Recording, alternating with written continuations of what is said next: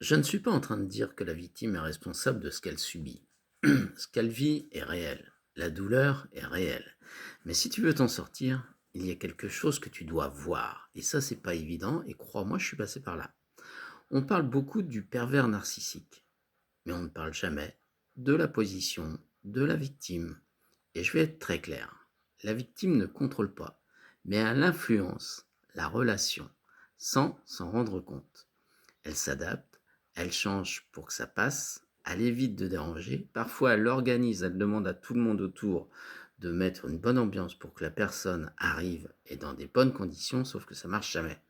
Elle se tait, elle garde tout pour elle et elle ne dit pas ce qu'elle ressent et ça c'est grave.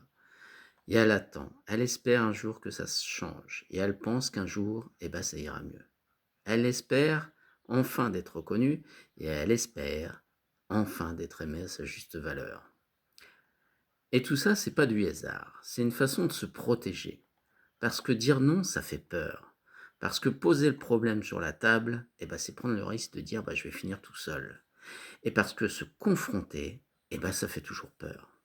Parce que dire ce qu'on a sur le cœur émotionnellement, c'est compliqué à ce moment-là, quand on n'est pas mature à l'intérieur.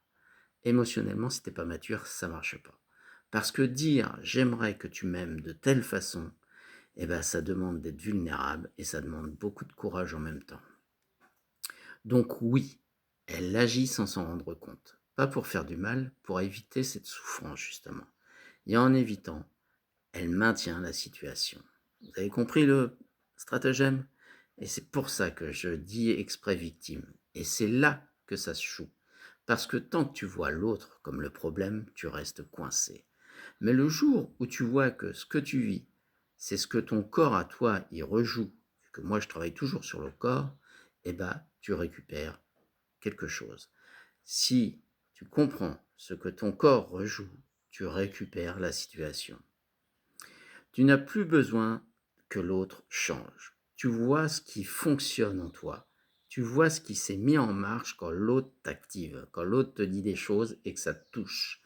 Et tu peux arrêter de nourrir tout ça. Arrêter de te taire quand ça dérange et arrêter de t'adapter pour être aimé, parce que c'est pas de l'amour. Arrêter d'attendre que ça change tout seul. Sortir de la victimisation, ce n'est pas accuser, ce n'est pas nier ce que tu as vécu, et souvent ça a été très douloureux, c'est arrêter que ça continue à diriger ta vie aujourd'hui. Parce que tant que tu restes là, tu ne quittes pas la relation. Tu te quittes, mais toi, c'est toi qui t'apportes ça. Et ça, c'est ça qui fait le plus mal. Parce que quand l'autre va te quitter, tu te sentiras vraiment tout seul. Voilà. Donc je pense avoir été beaucoup plus clair et pour ceux qui ont lu vraiment entre les lignes et de vivre le truc parce que on est tous passés par là un petit peu, là tu comprendras.